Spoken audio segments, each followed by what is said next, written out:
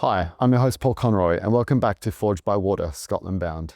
If you're joining us for the first time, this series is more than just about results. It's about the moments, the pressure and the experiences in the water that shape who these athletes become. As we build towards Scotland, Glasgow and Finnieston in particular, it's fitting to think about the places such as the River Clyde and the fact that it's a vibrant waterfront hub.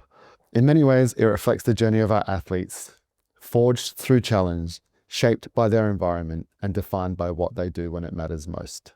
Today we're joined by Olympic champion and one of Australia's most respected swimmers, Kyle Chalmers, now preparing for another Commonwealth Games campaign. Kyle, great to have you with us. Before we get into it, have you already had a full day? Training, farm duties, dad life? What have we caught you in the middle of? Yeah, the day definitely starts a lot earlier now. Depends when Astrid decides she wants to start the day. But normally the morning routine's pretty good now. We're living up in Harndorf, so kind of, wake up with Astrid, have a little bit of a play, Cold get her morning? organised. Yeah, cold mornings at the moment, and then training's the first thing of the day before we really get stuck into it. Now, the real question is, what's worse, cow manure or a baby nappy? Oh, baby nappy for sure. Cow manure is fine. Like, that doesn't bother me for whatever reason, but baby nappy some days is unbearable, and that's a new job straight away. So Wait until he's quite good with it though. they start teething. She is teething. She's got 4 now, so she's right in the thick of that, which is it's pretty good. Love it. When you look at where you are now, what changed most in how you approach your racing? What changed most? For me, I think the pressure's off, to be honest with you. Like, there was always a lot of pressure or expectation on me to win for a long period of my swimming career. And I think being able to, in 2022, win at Commonwealth Games, and then I went across and won at the World Short Course Championships in Melbourne, and then the following year backed it up, winning at World Championship Long Course. So it was bang, bang, bang. Within 12 months, I had achieved the last few titles that the 100 freestyle had to offer internationally. And now I get to go back to the Commonwealth Games knowing that I've already been able to stand on the top podium in my main event, and I kind of just get to enjoy it now and have, my wife and have my daughter in the crowd there and enjoy that moment with them. I think the pressure is off a little bit. Race day is going to look a whole lot different as well. It's going to be spending time with Astrid and then going to the pool to prepare for a Commonwealth Game final. So I think you start to realise there's just a whole lot more to life than maybe success in the pool. So you kind of feel like a bit of a different athlete in terms of how you prepare for it and what sort of goes through your head. You're not kind of focused on the medal, more just focused on the race. Yeah, you have to be, I think, as a father, as you would know, and fathers know, you have to kind of roll with the punches. It's not just, you don't get a perfect preparation anymore. It's, she could have a sleepless night the night before. It kind of, life really revolves around her and her preparation. So there's no such thing as me now getting exactly the amount of sleep that I need for weeks leading in, or she might pick up a sickness at the creche and bring that home and we get sick, or there's teething. There's a lot of things that are going on that changes your day drastically. So I think for me as an athlete, I've always been very, this is how things need to go for me to swim at my very best. But now I know that I need to eliminate them as much as possible and just, do my very best in that moment on that day. Do you think in a way it takes a little bit of the self-pressure off, because you're not in that kind of vacuum of just concentrating on got to eat this, got to sleep this, got to do that? Do you think now that you kind of have to turn your focus to Astrid and Ingy and family life as well, does it make swimming just a little bit more of a sort of a process you go through rather than the whole focus of everything you're doing at that point in time? Yeah, for sure. It's no longer yes, it's still very important to me and I still want to have success, but it's not the be all and end all. And success, probably looks slightly different to me now. It's not winning or breaking records. It's probably being the best possible father I can be, the best husband I can be, but also the best athlete. Like, I'm trying to juggle all 3 of those probably in that moment. And farming is obviously very important too, but I probably won't be doing any farming while in Glasgow, although the cows that we have on our farm, the belted Galloways obviously, and the Highland cows are from Scotland. So it would be cool to get out into the countryside and maybe see Get the lineage of exactly where they come from. Yeah. Now you're in a fairly unique position heading into these games, potentially racing both the 50 fly and the 100 free, so 2 very different events. Do you feel differently behind the blocks for each of those races, or is it sort of the same preparation as you go through?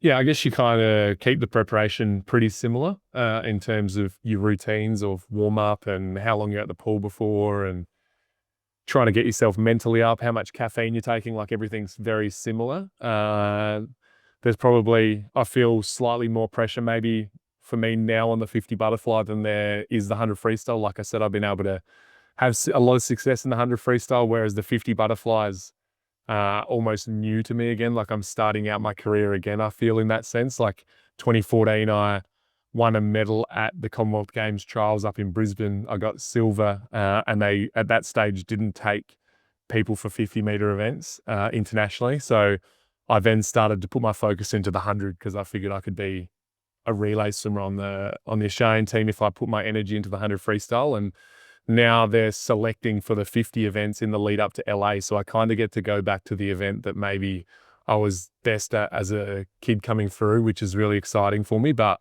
I haven't had any international success in it yet, and it's very new to me. So I guess that's actually really exciting as well because it's like a whole new stimulation where I feel like I'm starting from square one again. I'm learning new things. I'm coming to training, focusing on different techniques or a completely different stroke and event. So yeah, I'm loving doing my butterfly. I'll do the 100 butterfly trials as well, not with the expectation of qualifying for the Commonwealth Games team, but just to see if I can just some personal best time in that and yeah, get myself ready to race my main events. But it is fun, and I've been able to do the 50 breaststroke in China this year as well. Wow. So it's been nice being able to do some different things that I haven't done for a long time. So is this you switching up and telling us becoming a medley swimmer, Kyle? Is this a...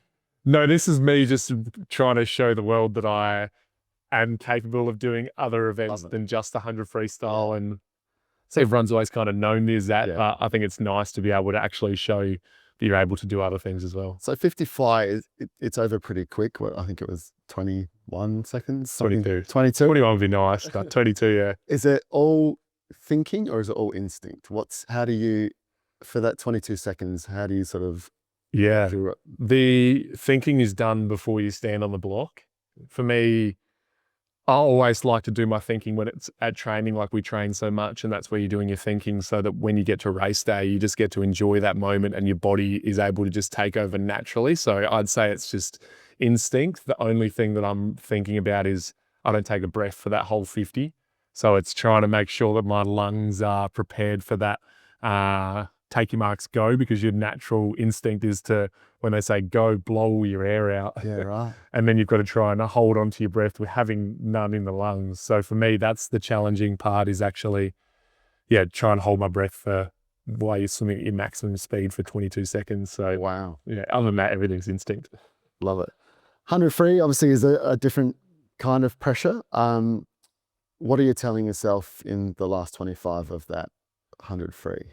Yeah, there's probably a lot of swear words that go through my mind at that stage, and it's just really gritting your teeth, and it becomes a mental game rather than a physical game in the last 25 because your body really wants to give up with all the lactate, and you've obviously pushed yourself as hard as you can to that point for 30 seconds, and you've got 15 seconds to go. So your body's pretty beaten up and exhausted, and I guess it's just trying to really grit your teeth and muscle your way to the ball. And being known for that back end, that last 50, do you feel that spurs you on to keep on hitting that last 25, knowing that if there is anyone in front of you that you're coming for them like a demon? Yeah, I know that the other 7 guys in that race are thinking about me and my back end, so that I kind of now get to live sort of rent-free in people's heads almost, that they know that that's how my race is going to be swum. But as over these last couple of years, my race plan and race strategies changed quite a lot. So I think it's going to be a different race that I'll swim in Glasgow this year, which hopefully still helps me have the ultimate success. But I think it'll probably rattle maybe the opponents that I'm racing against. And any of your old mates swimming is Duncan? Yeah, some of my very best mates are I get to race against, like Duncan Scott. I've raced against a lot throughout my career, and he'll be there. And one of my very best mates, or a couple of my very best mates, James Guy from England and Adam Peaty from England as well. They're 3 guys that some of my closest mates in the swimming world. I plan to race Peaty in the 50. Rest there? I think I'd get him done.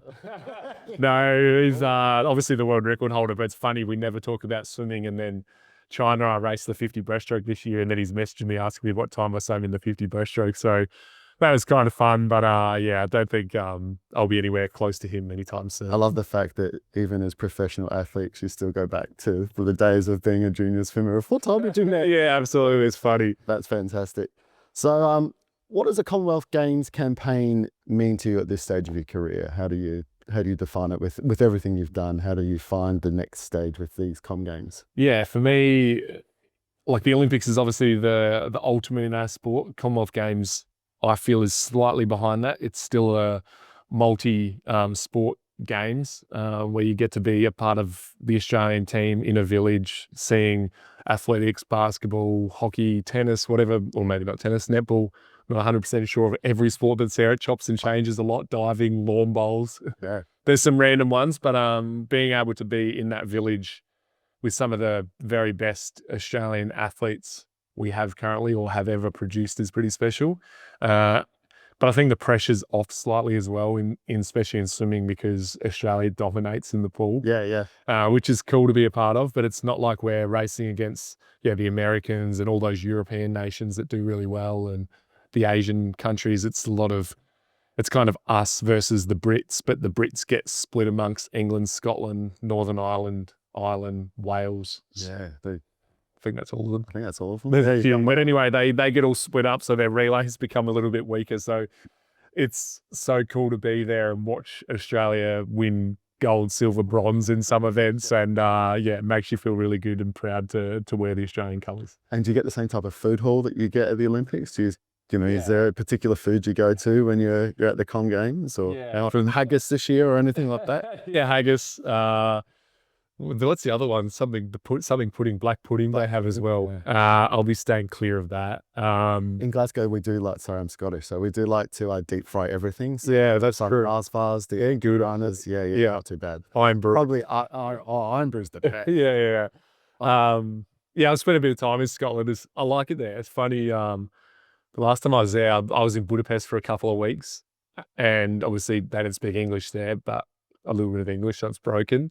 And then I remember flying from Hungary into Scotland, and I was in Stirling and checking into the hotel, and I had no idea what this chick was saying. She was speaking English, and I understood the Hungarian English better than I did the Scottish English. It was ridiculous. But yeah, and similar food hall, obviously slightly smaller because there's not as many people there. Yeah.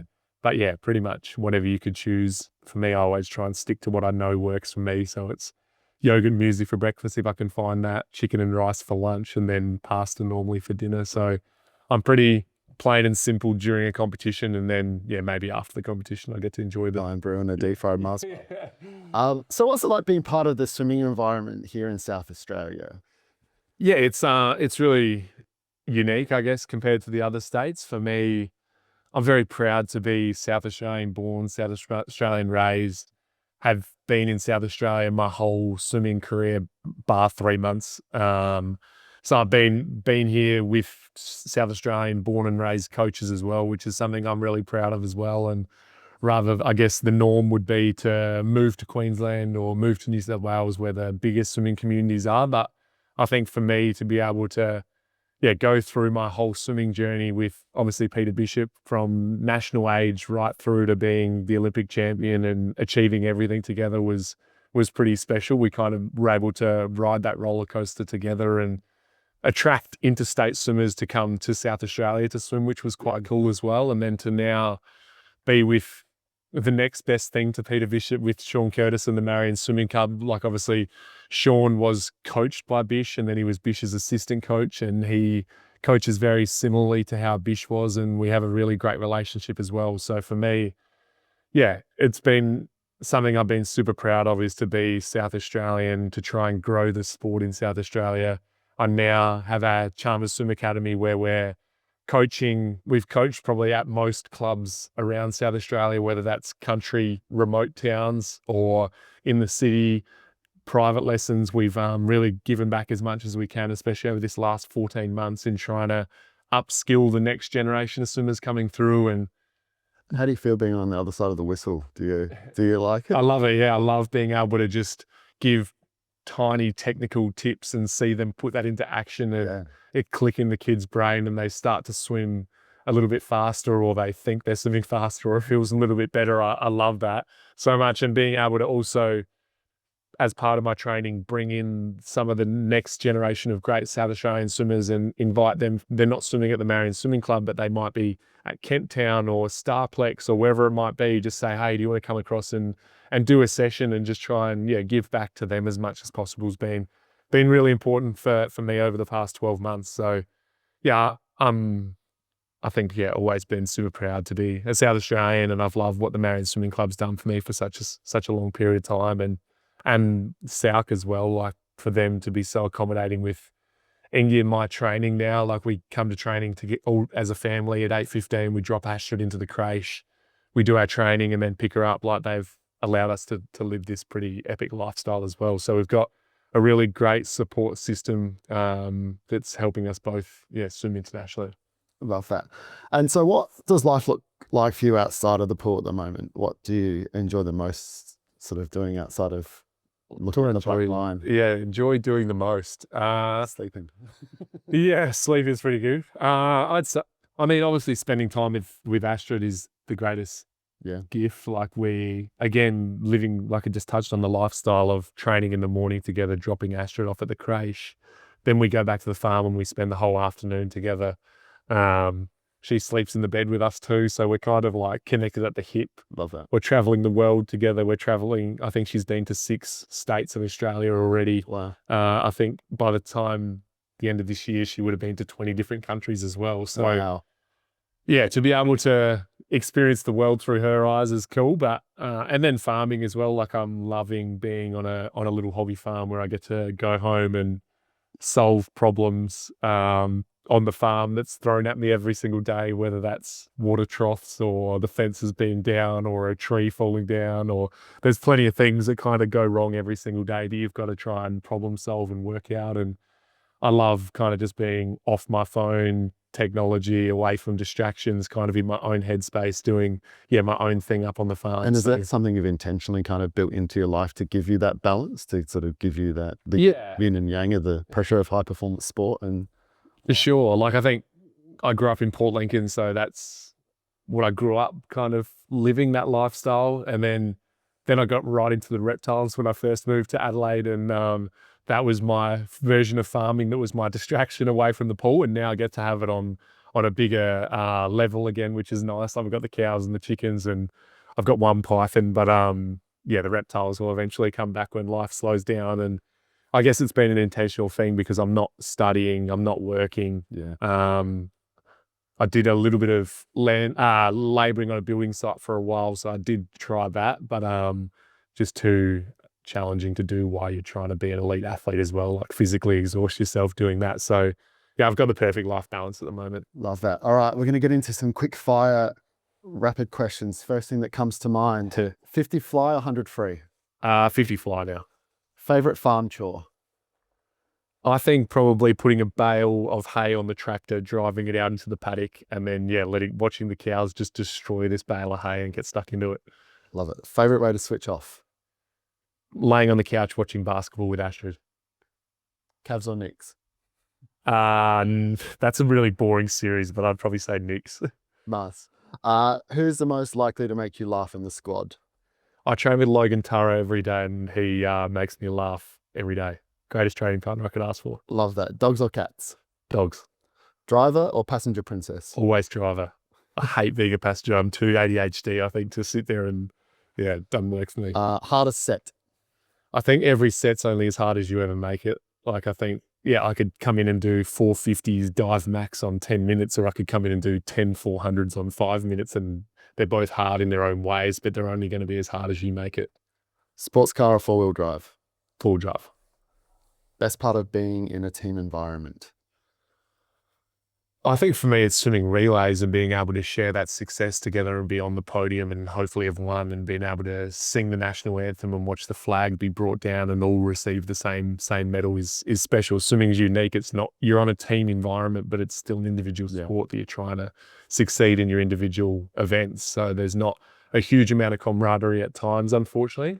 at the highest level. But if you're able to be a part of a relay, things change. Love that. What are you most excited about heading into this next chapter of your career? Yeah, I think it's going back to my roots of swimming butterfly and trying to find different ways to be faster and better than I've ever had before. Like my training's changed so much. I'm doing 6 sessions a week in the pool instead of 9 sessions. I'm doing a lot more bike and sauna rather than aerobic stuff in the pool.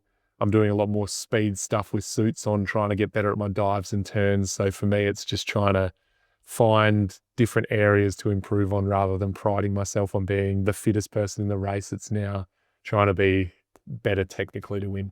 Beautiful. Carl, we really appreciate your time. Best of luck, and we look forward to seeing what happens in Glasgow. No worries. Thanks, Thank mate. you. Thank you for that, mate.